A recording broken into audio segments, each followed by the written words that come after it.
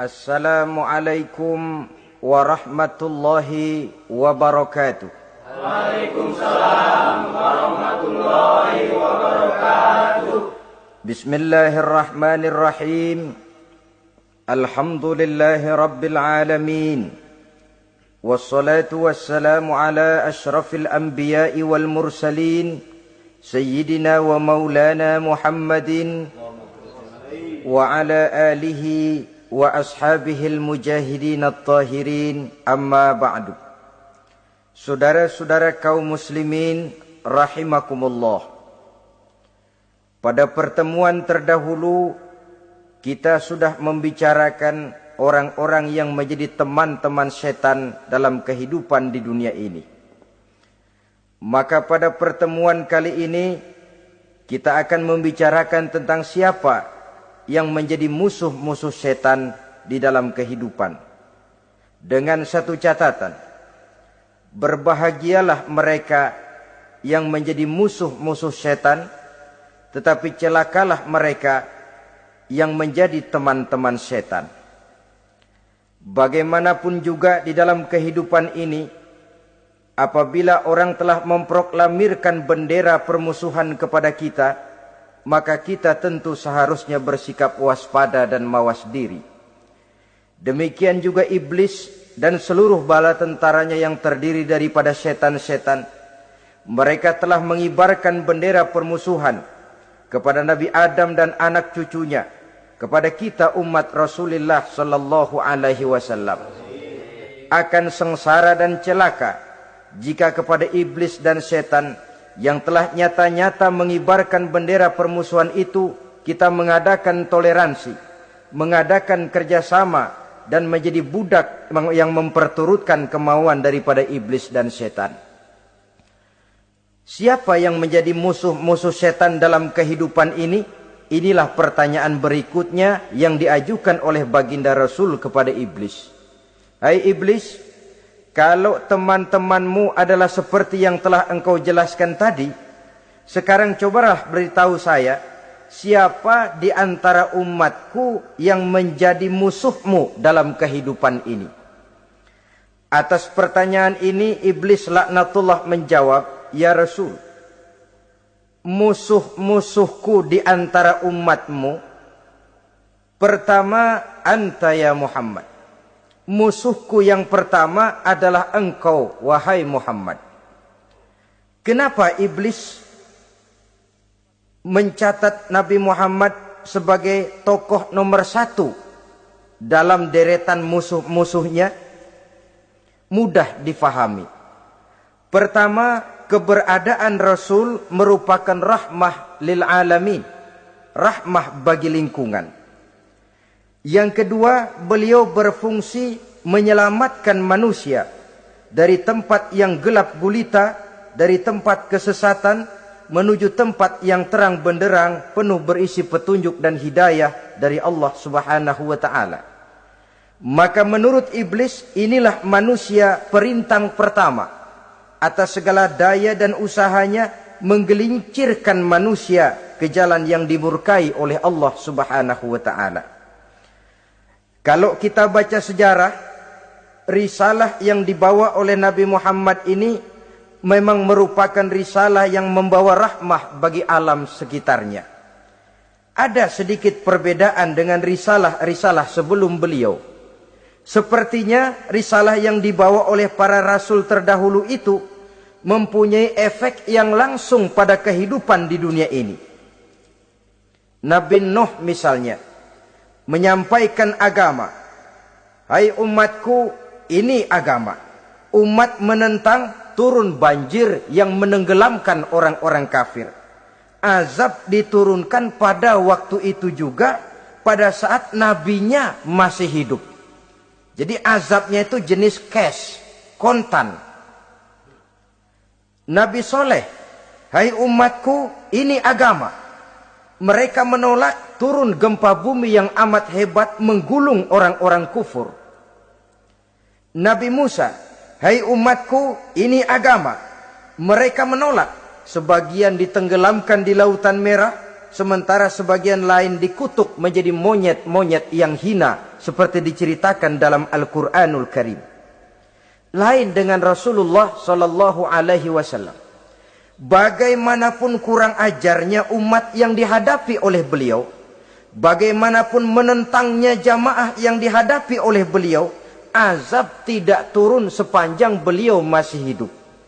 Ini merupakan jaminan dari Allah, wa ma kana Allahu liyu'azzibahum wa anta fihim. Allah sama sekali tidak akan menurunkan azab selama engkau wahai Muhammad masih hidup di tengah-tengah umatmu. Jadi keberadaan Nabi Muhammad merupakan jaminan keselamatan bagi umatnya. Selama beliau masih hidup, azab tidak turun bagaimanapun kurang ajarnya umat. Di sini sedikit bedanya dengan nabi-nabi terdahulu. Juga perbedaan dalam pola dakwah. Nabi Nuh ketika dakwahnya ditolak oleh umat, keluar doanya meminta umatnya ditenggelamkan. Tetapi Nabi kita ketika dilontari batu oleh umat, malah beliau mendoakan umatnya agar memperoleh hidayah. Oleh sikap yang semacam ini, wajar lalu iblis menganggap Nabi Muhammad sebagai musuh ranking pertama. Yang kedua, siapa musuhmu di antara umatku? Yang kedua kata iblis, musuhku Muhammad imamun adil. Pemimpin yang adil. Itu yang akan menjadi musuhku di dunia ini. Putus asa iblis menghadapi pemimpin yang adil. Tipu dayanya tidak terkena. Segala tingkah polanya tidak diperturutkan. Imam yang adil, pemimpin yang adil merupakan musuh daripada iblis laknatullah alaih. Apa sebabnya? Karena pemimpin yang adil mempunyai dampak dalam kehidupan di dunia ini. Melindungi orang banyak, menenteramkan orang banyak. Makin aman, tentram, tenang situasi dan kondisi, makin mudah orang melaksanakan ibadah. Makin tekun orang melaksanakan ibadah, makin dekat dia dengan Allah. Makin dekat manusia dengan Allah, makin jauh dia dari iblis. Sebab dua hal ini selalu kontradiktif. Jika kita jauh dari Allah, tentu dekat dengan iblis. Jika kita jauh dari iblis, harus dekat tentu dengan Allah. Dan begitu selanjutnya. Dalam kaitannya dengan kehidupan kita sekarang, saudara-saudara, disinilah perlunya mempersiapkan manusia. Membangun manusia itu jauh lebih sulit daripada membangun jembatan. Membangun manusia itu lebih sulit daripada membangun gedung-gedung bertingkat. Termasuk membangun dan mempersiapkan calon-calon pemimpin yang adil di masa yang akan datang. Membangun jembatan penting. Tapi lebih penting daripada membangun jembatan adalah membangun manusia yang bikin jembatan. Sebab kalau manusia yang bikin jembatan tidak dibangun lebih dahulu, saya khawatir jembatannya nanti habis dimakan oleh yang bangun jembatan. Mengaspal jalan raya penting.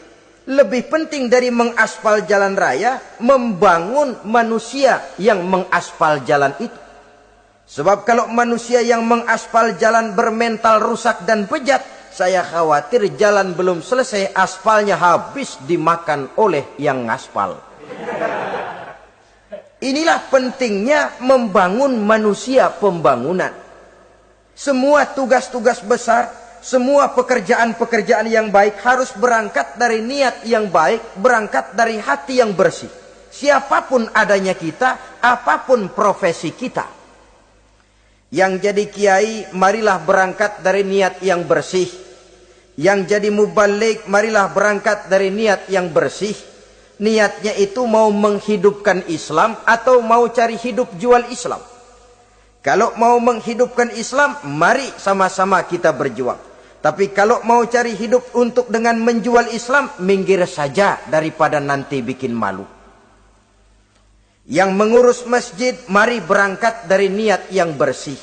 Ngurus masjid itu niatnya mau menghidupkan masjid atau mau cari hidup di dalam masjid.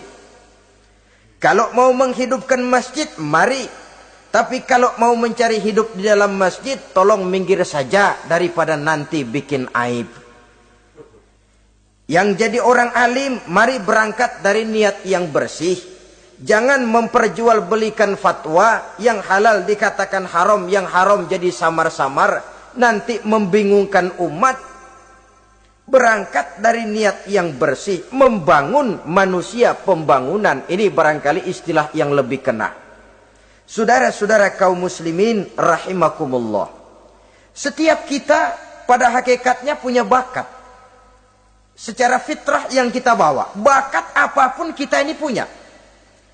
Saudara punya bakat jadi pemimpin, saudara pun punya bakat jadi pengkhianat.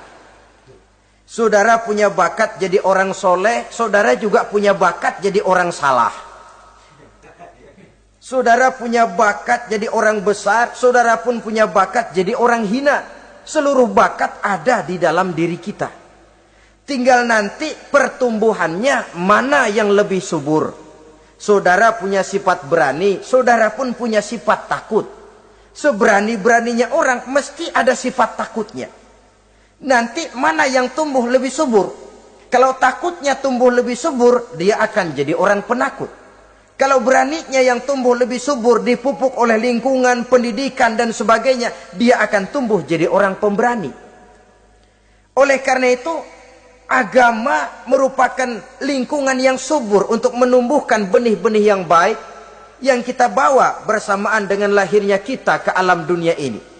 Setiap kita, saya, saudara, punya bakat jadi pemimpin, punya bakat jadi pengkhianat, punya bakat jadi pengabdi, punya bakat jadi koruptor, punya bakat jadi pemelihara, punya bakat jadi perusak. Tinggal nanti lingkungan, pendidikan yang menumbuhkan mana yang tumbuh lebih subur. Kalau lingkungan saudara lingkungan maling, maka sifat pengkhianat akan tumbuh lebih subur. Kalau nanti saudara jadi pemimpin, insya Allah korupsi. Lingkungan yang menumbuhkan sifat mengabdi, sifat berbuat tanpa pamrih, kalah. Dikalahkan oleh sifat pengkhianat dan korupsi itu yang dibentuk oleh lingkungan, pendidikan, pengalaman dan sebagainya.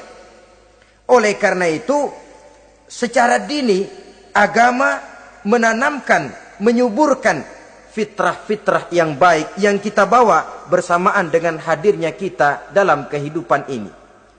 Sebab itu seorang penyair bernama Syauqi mengatakan dalam sebaik syairnya, waladatka ummuka ya ibna adam bakian wan nasu haulaka yadhakuna surura. Hai manusia, pada saat kamu dilahirkan kamu menangis dan orang lain di sekelilingmu ketawa. Kakek senyum dapat cucu baru, paman gembira dapat keponakan baru, sementara kita yang lahir menangis. Betul apa benar? Apa ada saudara yang begitu dilahirkan terus nyengir? Saya kira kabur dukunnya itu. Setiap kamu hai manusia lahir dalam keadaan menangis, orang sekelilingmu tertawa. Karena itu katakan kepada mereka yang senyum di sekelilingmu, hai manusia, pada saat saya dilahirkan saya menangis dan kamu semua tertawa. Baik manusia. Tapi nanti pada satu saat harus terjadi kebalikannya. Kalau dikala saya lahir saya menangis dan kau semua senyum, nantilah manusia.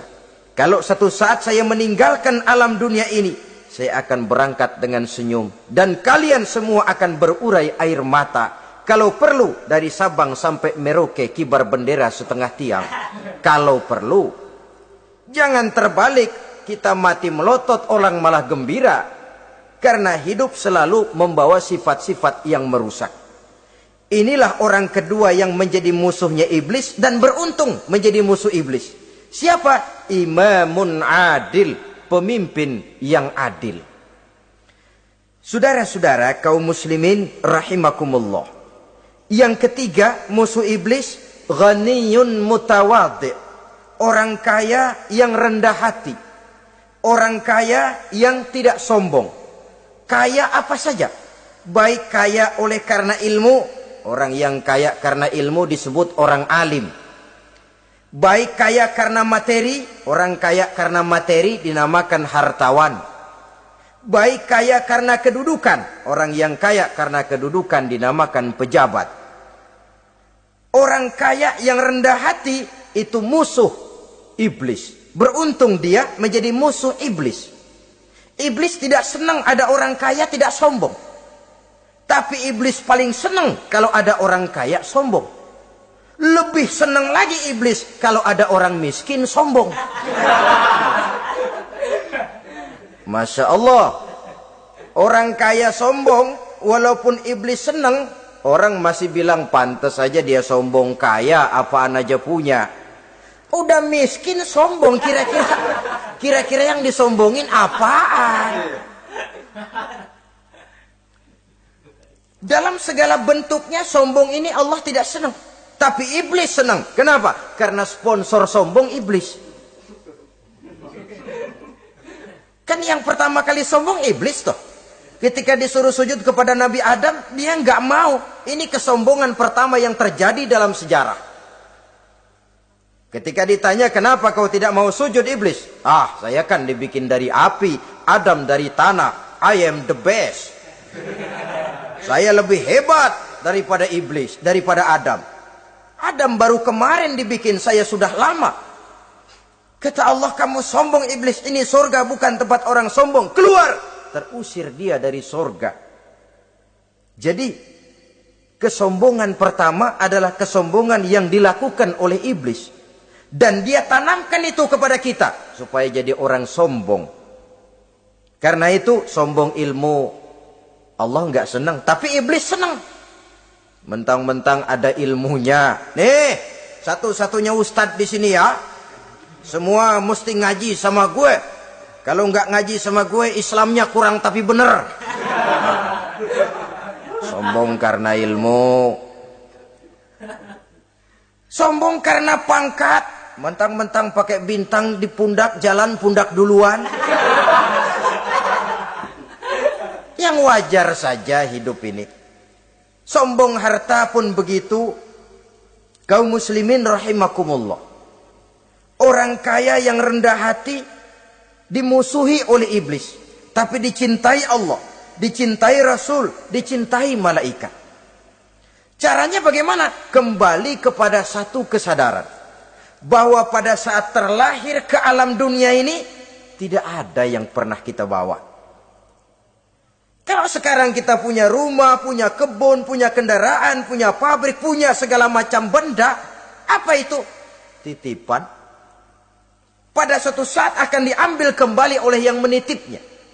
Kalau titipan itu pandai kita jaga, pandai kita syukuri, titipan akan makin banyak. Sama juga kita dalam kehidupan. Kalau orang bisa kita percaya, saya mau pergi ke luar negeri, rumah saya titip kepada tetangga. Saya pulang dari luar negeri, isi rumah tetap, tidak berkurang, malah dibersihi, malah disapu, dihilangkan kotorannya. Tentu bukan main syukur saya, girang saya. Akan bertambah kepercayaan saya untuk menitipkan apa saja. Ini makna la in syakartum la azidannakum wa la in kafartum inna azabi lasyadid. Kalau kamu pandai bersyukur, aku tambah nikmat. Tapi kalau kamu ingkar, azabku teramat pedih. Artinya apa? Nikmat bisa berubah menjadi azab kalau kita tidak pandai mensyukurinya. Ma'asyiral muslimin rahimakumullah. Orang yang kaya ilmu lalu rendah hati, tidak selalu ingin menonjolkan diri. Ini kadang-kadang yang tanggung ini yang bikin berabe. Alim bener enggak, geblek bener juga enggak. Yang sedikit-sedikit mau nonjolin diri. Kalau enggak jadi imam enggak mau ke masjid. Enggak jadi imam enggak mau ke musola. Pokoknya kalau enggak jadi imam marahan sama musola. Macam mana? Saudara-saudara kaum muslimin, rendah hati. Tidak selalu ingin menonjolkan, sebab orang yang selalu ingin menonjolkan dirinya, biasanya orang yang kekurangan kepercayaan kepada kemampuan dirinya sendiri. Dia selalu ingin dinomorsatukan. Dia selalu ingin ditempatkan pada ranking teratas. Dia tidak percaya diri. Orang yang percaya diri dapat bersikap wajar dalam kehidupan. Begitu juga kaya karena harta, dengan menyadari bahwa harta bagaimanapun banyaknya titipan dari Allah. Pada suatu saat akan kembali. Dia harus dimanfaatkan sesuai dengan kehendak yang menitipnya. Begitu juga kaya oleh karena pangkat, kedudukan, dan jabatan. Pada suatu saat jabatan itu akan hilang dari diri kita. Karenanya sering saya jelaskan bahwa pangkat di dunia ini yang paling tinggi pensiun. Titel yang paling akhir almarhum. Saudara setuju atau tidak, titel itu akan saudara dapat. Bagaimanapun kita cinta kepada pangkat, kedudukan, entah pada akhirnya satu saat akan sampai kepada posisi yang namanya pensiun. Kalau sadarlah kita kepada pemikiran ke arah sana, maka untuk mencapai kekayaan, baik kekayaan harta, kekayaan kedudukan, tidak lalu menghalalkan segala cara untuk mencapai tujuan. Tapi dibatasi oleh norma dan kaedah yang harus dia taati, baik kaedah agama maupun kaedah bernegara. Inilah orang ketiga yang menjadi musuhnya iblis, orang kaya yang rendah hati, orang kaya yang tidak sombong. Yang keempat, saudara-saudara, tajirun shadiq, pedagang, pengusaha yang jujur. Iblis gedek betul, benci bukan main sama pengusaha, sama pedagang yang jujur, yang tidak ngurangi timbangan, tidak nipu pembeli, tidak barang yang jelek dibilang bagus, atau yang bagus di atas yang jelek di bawah, atau dicampur yang baik dengan yang jelek supaya kelihatan semuanya jadi baik. Semua orang ingin untung, tidak ada kecuali siapapun orangnya, dan itu wajar. Setiap manusia ingin mendapat keuntungan, kalau perlu dengan modal minimal mencapai keuntungan maksimal, seperti yang diajarkan oleh teori ekonomi. Itu kan yang namanya produktif kan? Satu usaha dinamakan produktif, bagaimana kita mengeluarkan modal minimal bisa mencapai keuntungan maksimal. Silakan. Bahwa manusia ingin untung itu insting, naluri, fitrah. Tidak ada orang yang mau rugi. Tapi cara mencapai keuntungan itu yang membedakan antara seorang muslim dengan yang bukan muslim. Sudah pernah saya sampaikan, apabila kaum pengusaha, para pedagang sudah dijangkiti penyakit yang tidak jujur, yang akan timbul adalah kekacauan ekonomi. Kekacauan ekonomi bisa menimbulkan revolusi sosial, dan revolusi sosial merupakan kiamat satu generasi. Semua kericuhan hampir bermuara dari perut. Dan itu ekonomi. Orang nodong perut. Orang korupsi perut. Ya walaupun korupsi kalau sudah kelas kakap tidak lagi sekedar urusan perut. Ya perut apa yang diurusin kalau korupsinya miliaran itu. Perut jin barangkali. Saudara-saudara kaum muslimin rahimakumullah. Oleh karena itu, pedagang yang jujur, pengusaha yang jujur, ini merupakan musuh iblis. Iblis tidak senang kalau ada pengusaha yang jujur. Iblis tidak senang kalau ada pedagang yang jujur. Tapi iblis akan tepuk tangan kalau pedagang sudah selingkuh, kalau pengusaha sudah nipu. Ada orang bilang, sekarang mah kalau jujur-jujur bener nggak makan apa-apa dong kita. Sebab katanya jangan lagi nyari yang halal, sekarang ini yang haram aja seret. Rupanya sering masang undian nggak pernah kena. Lalu bilang jangan yang halal, yang haram aja nggak kena-kena katanya. Sebenarnya bukan itu masalahnya, saudara-saudara. Bukan itu masalahnya. Masalahnya ialah bahwa kejujuran membawa keberkahan. Ini kalau kita berpikir dengan kacamata agama. Keberkahan merupakan sumber ketenangan. Dan ketenangan ini tidak bisa dibeli dengan materi yang bagaimanapun banyaknya. Walaupun kita punya percetakan duit, ketenangan itu nggak bisa dibeli. Jangankan cuma punya duit banyak, percetakan duit saudara punya, mau membeli ketenangan yang berasal dari keberkahan, sulit. Jadi kejujuran membawa keberkahan, keberkahan membawa ketenangan. Jangan macam dulu tukang sol sepatu. Ditanya oleh temannya, "Bang, ngesol satu hari dapat berapa?" 200 rupiah. Sembayang enggak? Enggak. Islam? Islam, kalau Islam. Kata temannya, "Sembayang dah, kali aja besok dapat rezeki lebih banyak." Yang benar, iya. Sebab kalau orang sholat itu Allah dekat, nanti rezekinya ditambah. Beneran? Bener. Subuh sembayang dia. Habis sembayang sarapan, berangkat ke tempat dia ngesol, mangkal. Dari pagi sampai jam 11 belum ada juga yang ngesol. Mulai bimbang hatinya. Katanya kalau sembayang rezeki tambah. Tadi sembayang subuh sampai gini hari belum ada yang ngesol. Cobaan kali, sabar. Datang sholat zuhur. Habis zuhur nunggu lagi, belum juga ada yang datang ngesol. Udah mau pulang hampir maghrib, baru datang satu orang dandanin sendal jepit putus.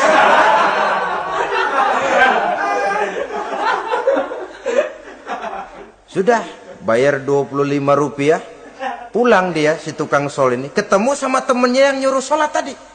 Ditanya, "Bagaimana penghasilan ini hari?" Apa dijawab? "Gua kapok deh sembahyang."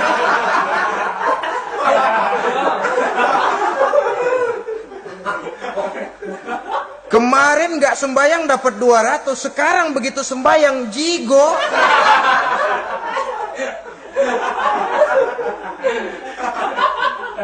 Dia tidak sadar bahwa dari kacamata agama, 25 rupiah yang membawa berkah jauh lebih baik ketimbang 200 uang panas. Dari kacamata agama, 25 rupiah yang membawa berkah lebih baik daripada 200 rupiah tapi panas. Sebab panas menjauhkan kita dari ketenangan. Itulah sebabnya, maka pedagang yang jujur, pengusaha yang jujur menjadi musuh setan dan beruntung. Sekarang jadi pengusaha jujur-jujur nggak dapat proyek, Pak. Kalau nggak bisa semir semur. Padahal agama sudah menjelaskan ar-rashi wal murtashi finnar. Orang yang nyogok dan orang yang disogok, dua-duanya neraka. Kenapa? Join termasuk ta'awanu 'alal ismi wal udwan. Bertolong-tolongan dalam berbuat dosa dan kesalahan. Kalau hadiah, lain hadiah. Kalau sedekah, lain sedekah. Tapi yang namanya semir, suap, ar-rashi wal murtashi finnar. Saudara-saudara kaum muslimin rahimakumullah. Jadi pedagang yang jujur, pengusaha yang jujur merupakan salah satu roda perekonomian. Kegoncangan ekonomi akan menimbulkan dampak sosial yang sangat luas dan kompleks. Yang pada giliran puncaknya, dampak paling negatifnya, dia sanggup menggerakkan terjadinya revolusi sosial. Bukankah sebagian besar gerak hidup manusia dimotivasi oleh keinginan untuk mempertahankan kelangsungan hidup? Dan kelangsungan hidup artinya mulut. Mulut itu artinya perut, dan itu artinya makan. Setelah itu mungkin baru pangan, baru sandang, baru dia berpikir pakaian dan sebagainya. Jadi karena dia merupakan penggerak roda ekonomi, pedagang yang jujur, pengusaha yang jujur mutlak diperlukan dalam kehidupan ini. Sebab sekali lagi, kejujuran akan membawa keberkahan, keberkahan memberikan ketenangan dalam kehidupan. Oleh karenanya kita umat Islam, biarin duit kita banyak, asal berkah. Itu tentu idealnya. Ketimbang dikit tidak berkah, lebih baik ia banyak, ia berkah. Dan keberkahan itu datang lewat kejujuran. Kejujuran ini sudah dicontohkan oleh Rasul pada saat beliau berniaga ke negeri Syam. Dikala berumur 9 tahun, bahkan dikala berumur 25 tahun, seketika membawa dagangan Sayyidatuna Khadijah yang kelak jadi istri beliau.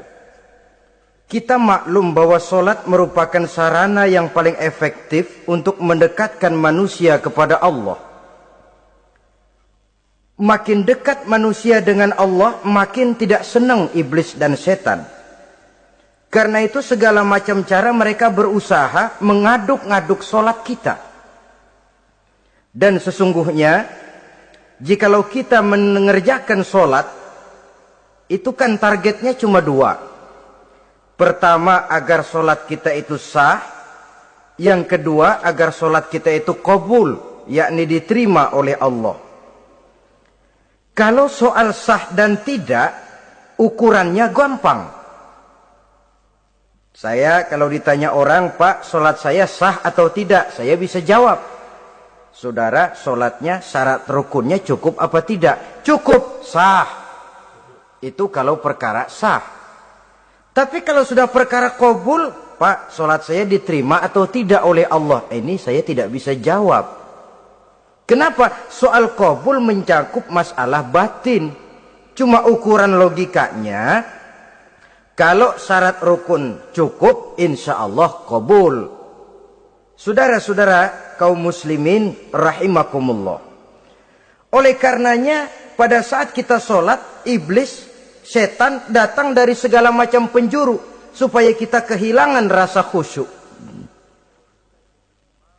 Apalagi kalau kita jadi imam yang gerak kita, bacaan kita dilihat, didengar, disaksikan oleh orang banyak. Digodanya gerakan kita, dibolak-baliknya hati kita supaya di dalam sholat itu banyak yang kita ingat, hal-hal yang tidak ada hubungannya dengan sholat. Kadang-kadang belum sholat kita ribut nyari pulpen. Enggak ketemu. Begitu takbir ingat pulpen di atas lemari. Mulai goncang lagi niat kita sholat. Kadang-kadang kalau hati tidak bisa dipermainkan, iblis berbisik lagi. Gerakan kita dalam sholat tidak mencerminkan kekhusyuan. Kalau gerak juga ternyata masih bisa khusyuk, bacaan kita dibuatnya kita seperti dikejar-kejar waktu. Sholat Isya misalnya, dengan cara kilat khusus, super singkat. Saya katakan tadi, apalagi kalau kita jadi imam, iblis mudah mendatangkan penyakit riya. Karena mengimami orang banyak, lalu supaya dikira alim, dibuatlah sholatnya itu mantep-mantep. Surahnya dicari yang panjang-panjang. Paling pendek sabihis sama wadduha. Tapi kalau sudah sholat sendirian, cukup inna a'toinakal kautsar sama kul huwallahu ahad. Kayaknya khusyuk bukan main. Kalau imam, bahasanya dipaseh-pasehin kayak orang 16 tahun di Mekah. Usolli fardhol maghribi salah sarokaatin. Saudara-saudara kaum muslimin yang berbahagia. Oleh karena solat merupakan sarana yang paling efektif untuk mendekatkan diri dengan Allah, maka orang yang khusyuk di dalam solatnya merupakan musuh utama daripada iblis. Sekarang bagaimana bisa khusyuk caranya? Kalau khusyuk 100%, rasa-rasanya sulit. Untuk sampai ke arah sana orang memerlukan tahapan. Kepada Imam Ali karramallahu wajhah, baginda Nabi pernah memberikan satu tes case. Ali, saya ya Rasul, kalau kau bisa sholat 2 rakaat saja dengan khusyuk, aku kasih hadiah sorban. Baik ya Rasul. Sembayang Imam Ali 2 rakaat, selesai sholat, assalamualaikum wassalamualaikum. Rasul bertanya, yang mana sorbannya Li? Tanpa nengok, Imam Ali menjawab, yang hijau ya Rasul. Setelah menjawab yang hijau, Rasul berkata, kamu tidak khusyuk Li. Kenapa? Soalnya tadi waktu sembahyang mikirin. Nanti kalau ditawarin sorban pilih yang hijau aja ah. Sehingga begitu ditanya refleks menjawab yang mana li? Yang hijau saja ya Rasul.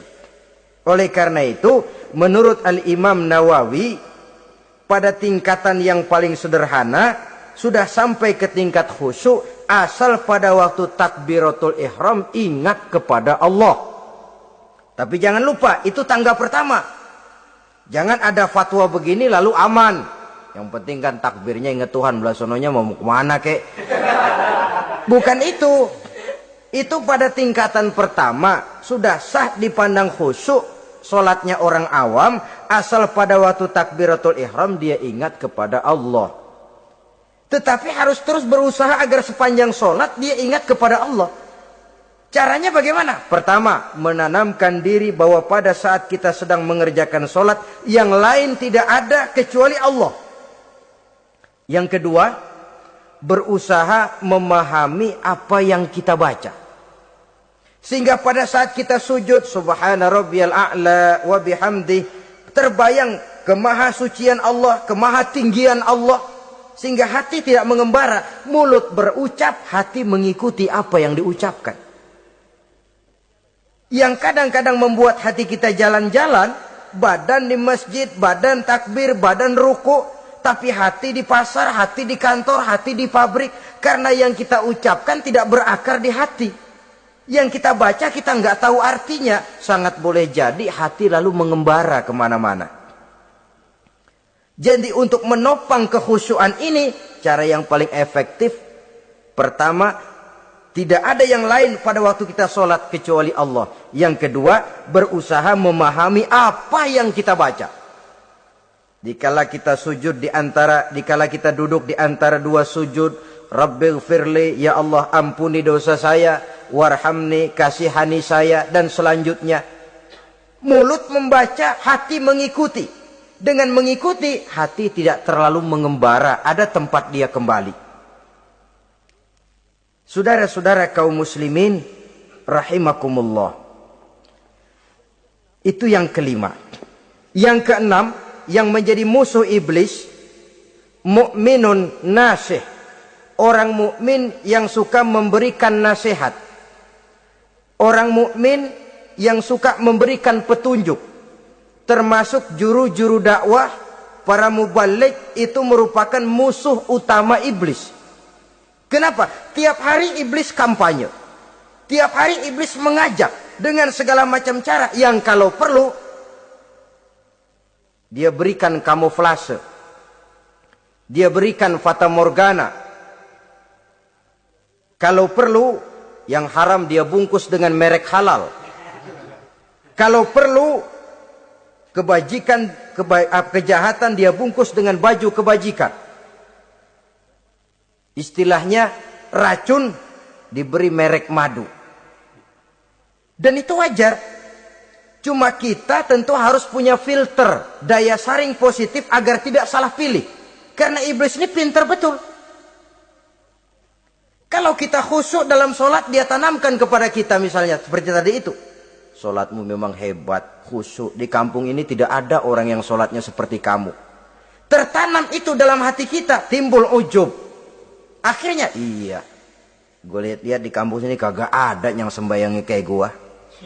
Nah, sudah masuk iblis. Jadi dia pandai mengikuti gerak hati dan irama denyut jantung manusia ini. Kemana kecenderungan manusia, ke situ dia masuk.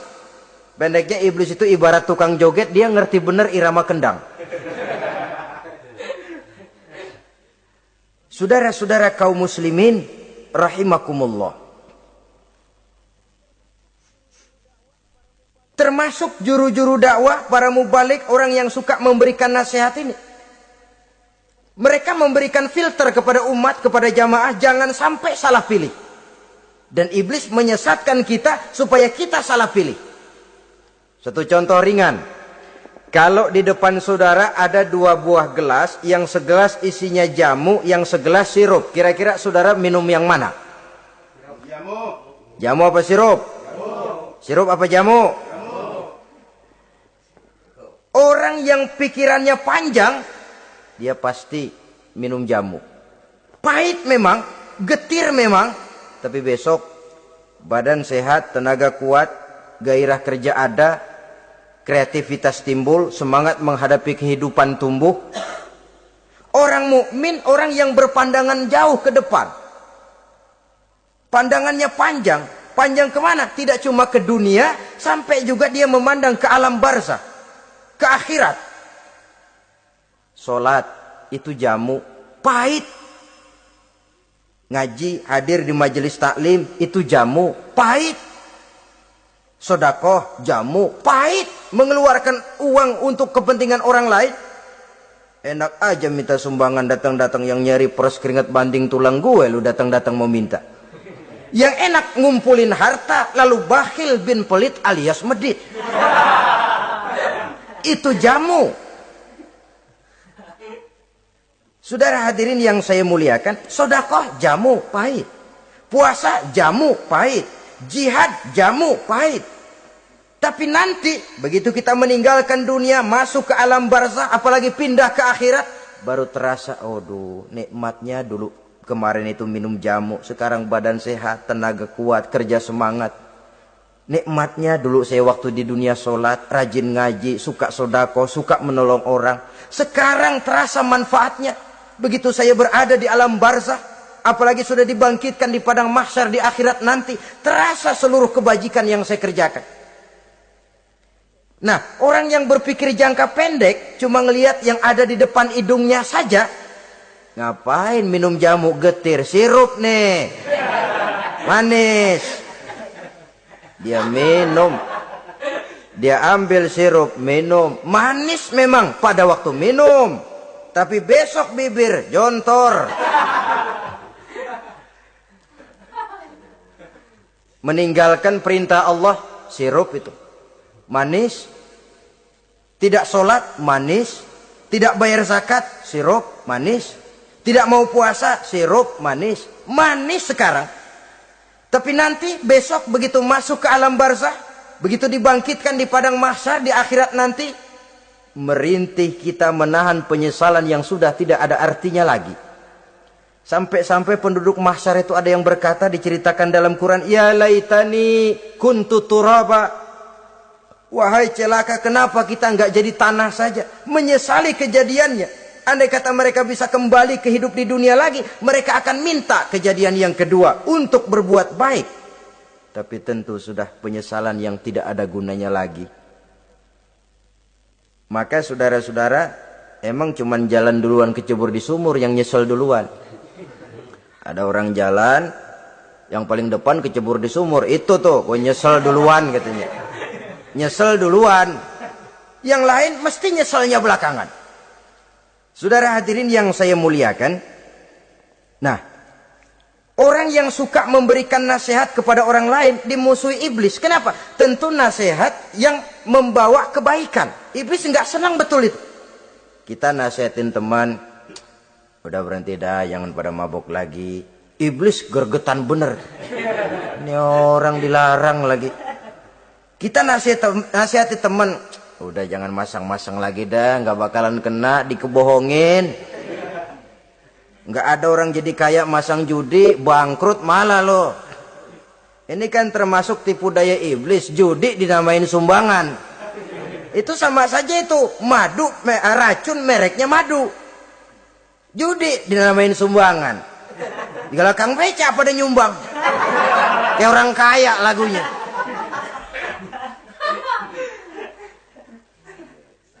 Saudara-saudara kaum muslimin rahimakumullah, adalah kewajiban kita memang untuk tawasau bil haq, saling nasihat menasihati. Setiap kita juru dakwah, setiap kita wajib menyampaikan apa yang sudah kita tahu kepada orang yang belum atau kurang tahu.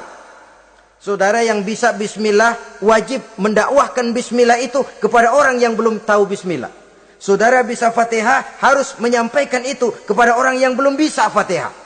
Persetan dengan orang lain. Apalagi yang cuma kerjanya ngeritik saja, lu baru bisa Fatihah doang udah ngajar. Biar aja yang diajarin gak bisa Fatihah kok. Apa masalahnya pemerataan di bidang keilmuan? Sebab memang biasa penonton itu selalu lebih pandai menilai, kayaknya lebih pintar dari yang main. Sama saja orang nonton bola ngomel melulu, padahal dia sendiri belum tentu bisa main. Dengerin orang pidato pun begitu, monten bisa. Wah, kalau dia yang pidato 1 jam kayak semenit. Tapi kalau si Ano tuh kita udah pegel belum juga mau berhenti. Monten bisa, coba dia suruh pidato udah 1/4 jam masih ama ba'du. Apa mau dibilang ama ba'du?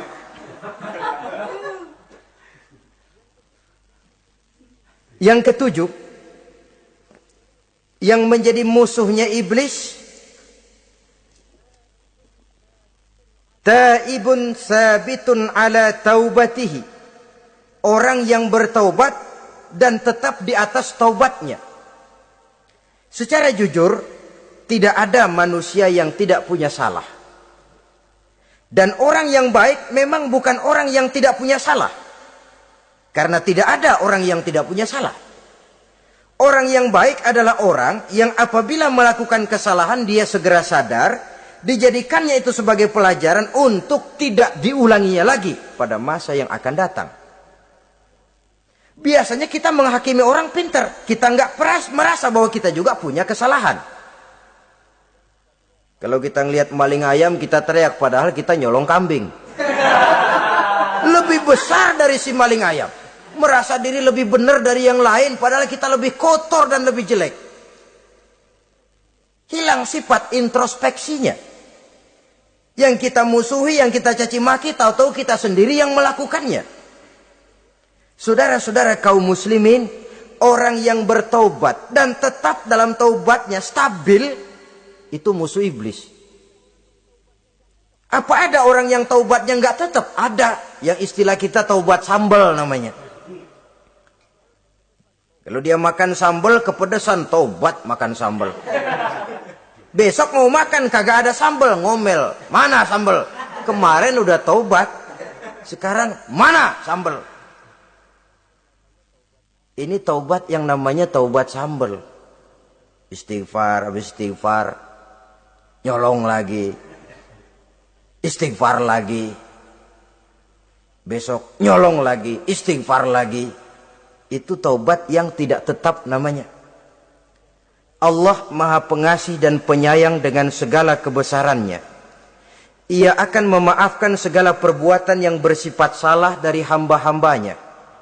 Cuma manusia kadang-kadang yang tidak mau memaafkan dirinya sendiri.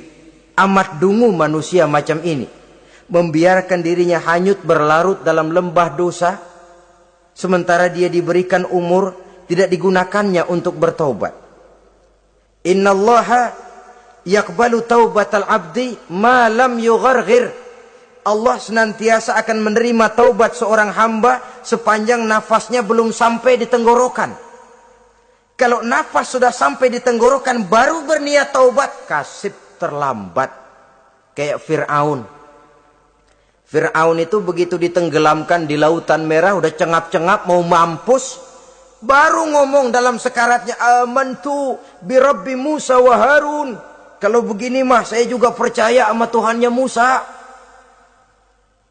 Udah sekarat baru mau taubat, malaikat maut gemes banget dilelepin, mati.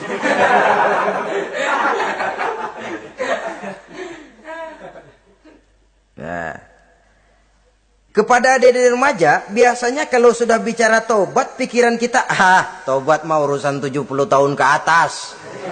Kita masih lama ini. Sebenarnya tidak. Masalah taubat adalah masalah salah dan dosa. Masalah salah dan dosa adalah masalah manusia. Sejak dia akil balik sampai ajal datang berenggut nyawa. Hidup ini tidak selalu berjalan mulus. Hidup ini tidak selalu berjalan di atas kertas putih. Kadang kita tersilap, kadang kita tersalah. Kadang situasi dan kondisi menyebabkan kita berbuat lain dari yang seharusnya. Itu kehidupan. Silih berganti. Oleh karenanya pesan Nabi, wa'atbi'i sayyi'atal hasanah. Perbuatan salah ikuti dengan kebajikan. Dosa iringi dengan taubat. Jangan nunggu. Saya untuk taubat takut nanti bikin lagi. Nah, ini namanya punya harapan mau bikin lagi. Nanti aja dah kalau tua-tuaan. Saudara, kalau dosa itu ditumpuk, itu sama saja kotoran yang menodai hati. Kalau kotoran nggak rajin kita bersihin, dia akan berkarat. Dan kalau sudah berkarat, sudah sulit untuk dibersihkan. Itu makna ungkapan Imamul Ghazali, hati manusia sebening kaca. Lapisan dosa yang dia kerjakan adalah debu yang menutupi jernihnya kaca. Orang yang bersih dari dosa, dekat dengan Allah, hatinya jernih seperti kaca. Dari hati yang jernih, radarnya kontak kepada Allah. Sinyalnya nyambung channelnya itu. Getarannya hebat. Wajar kalau lalu dia bisa tahu apa yang besok akan terjadi. Diberitahu oleh Allah. Yang namanya ilmu laduni itu. Ilmu yang ditransfer langsung oleh Allah. Karena kebersihan hatinya. Ah, mana ada orang nggak belajar bisa pinter. Iya, kalau hatinya butek emang nggak ada. Tapi kalau Allah mau berberangkat dari hati yang bersih, yang kontaknya nyambung kepada Allah, hati itu seperti kaca, kata Imam Ghazali. Dosa yang kita lakukan adalah debu. Kalau debu sedikit datang kita lap, datang lagi kita bersihin, datang lagi kita bersihin, insya Allah nggak sampai jadi noda di atas kaca itu. Tapi kalau nunggu debu itu sampai bertumpuk, besok aja ngelapnya dah, besok aja ngebersihinnya, bertumpuk dia, sulit membersihkannya. Walaupun kena, nodanya tentu tertinggal di atas kaca itu. Karena itu, dalam kehidupan remaja misalnya, pemuda misalnya, kita tidak bisa menolak mode, tidak bisa menolak musim. Modenya disco, disco, modenya breakdance, breakdance, modenya joget, joget, modenya jaipongan, jaipongan, mode. Pada waktunya habis, ya habis. Tapi bagaimanapun dia akan punya dampak, memberikan bekas dalam membentuk kepribadian. Dan ini efek yang tidak kita inginkan. Efeknya, bukan modenya itu. Jadi oleh karenanya, saudara-saudara, masalah taubat bukan masalah 70 tahun ke atas. Tapi masalah manusia, sejak dia akil balik sampai ajal datang merenggut nyawa. Sepanjang nafas belum sampai di kerongkongan, Allah akan menerima taubat seorang hamba. Bahkan dalam hadis qudsi Allah menyatakan, "Lau amiltumul khotoya hatta mala'atis sama, thumma nadimtum, fataballahu alaikum." Kalaupun kamu berbuat dosa sampai penuh langit dengan dosamu, kemudian kamu bertaubat dan menyesal, Allah pasti akan menerima taubatmu. Jadi orang yang taubat dengan sebenarnya dan tetap dalam taubatnya, itu musuh iblis. Tapi orang yang taubatnya angin-anginan, iblis demen banget. Hari sembahyang, besok mabok, besoknya lagi nyolong, besoknya lagi zina, besok taubat lagi. Kata iblis, surak, iya lu gocet dah Tuhan.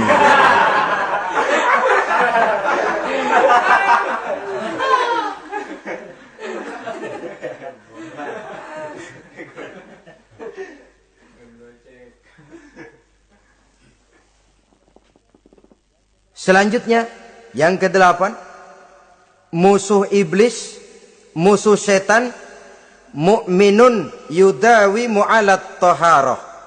Orang mukmin yang membiasakan diri selalu dalam keadaan bersuci. Baik dari hadas kecil, lebih-lebih dari hadas besar. Wudu utamanya memang untuk sholat. Tapi membiasakan wudhu dalam kehidupan sangat baik sekali. Mau ke kantor, wudhu dulu. Mau ke pasar, wudhu dulu. Mau ngajar, wudhu dulu.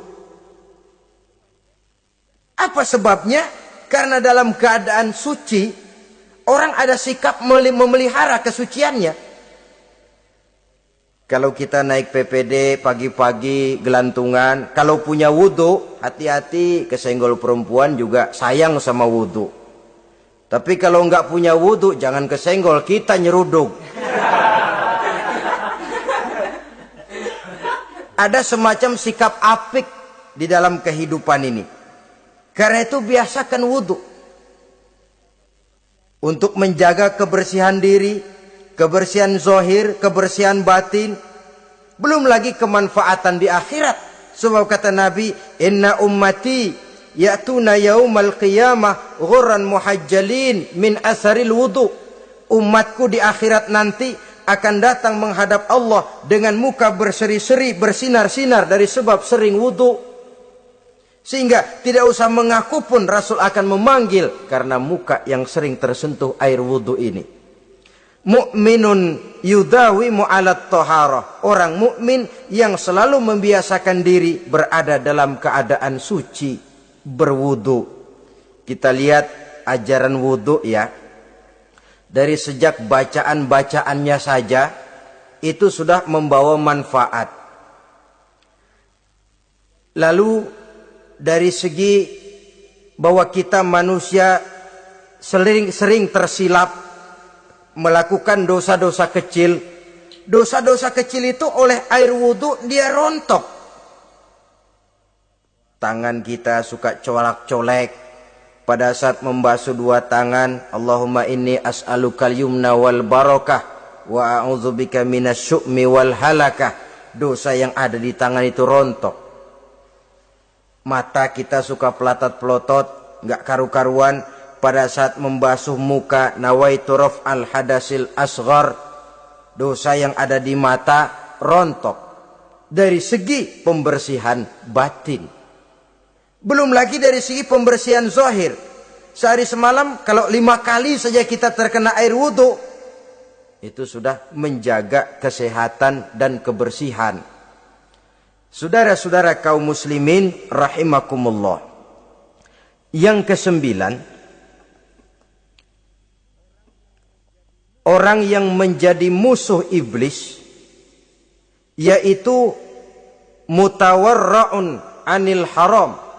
Orang yang memelihara diri dari yang diharamkan oleh Allah. Terpelihara dirinya, terpelihara yang dimakannya, yang diminumnya dari jenis-jenis yang haram, baik sedikit maupun banyak. Jangan cuma teriak haram waktu sedikit, tapi giliran banyak halal. Sama saja orang dikasih tahu, itu ada cerita anak-anak, Pak Haji punya anak main judi, dikasih tahu, Pak, anak bapak main judi, astagfirullah katanya. Tapi menang Pak, alhamdulillah.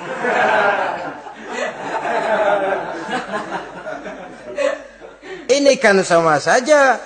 Giliran sedikit dibilang haram karena dia nggak dapat jatah, begitu dapat banyak dan dia kecipratan jadi halal. Yang sedikit haram, banyaknya pun juga haram. Yang banyaknya haram, sedikitnya juga haram. Ada orang bilang minuman keras kalau nggak mabok kan nggak haram. Yang memabukkan banyaknya, sedikitnya tetap saja haram. Ma askaro kasiruhu faqaliluhu haramun. Apa yang banyak menyebabkan jadi mabuk, sedikitnya pun juga haram. Saudara-saudara kaum muslimin, yang ke-10 yang terakhir, musuh daripada iblis ialah mukminun rahimun. Orang mukmin yang berhati pengasih. Orang mukmin yang suka menyambung silaturahmi. Orang mukmin yang tidak suka bertengkar. Orang mukmin yang tidak suka marah-marahan. Kalaupun terpaksa marah, tidak lebih daripada 3 hari. Jadi boleh saja marah kalau alasannya tepat, tapi nggak lebih dari 3 hari. Kalau perlu bikin perjanjian, kita marah ya, 3 hari. Itu limit, tidak halal kata Nabi bagi seorang muslim menjauhi saudaranya lebih dari 3 hari. Tidak halal itu artinya haram. Kita ini kadang-kadang kalau sudah marahan sama tetangga kah, sama teman kah, kadang-kadang suka berlaku perpanjangan waktu. Tidak cukup perpanjangan waktu, ditambah lagi perpanjangan generasi. Enggak cukup kita yang marah, orang lain kita sundut-sundut supaya ngikut marah lagi. Marah pakai ngundang. Kayak mafia lagunya. Udah dia marah, orang lain lagi disuruh marah. Saudara hadirin yang saya muliakan, mukmin yang punya sifat belas kasih, berhati jernih, itu musuh utama dari iblis.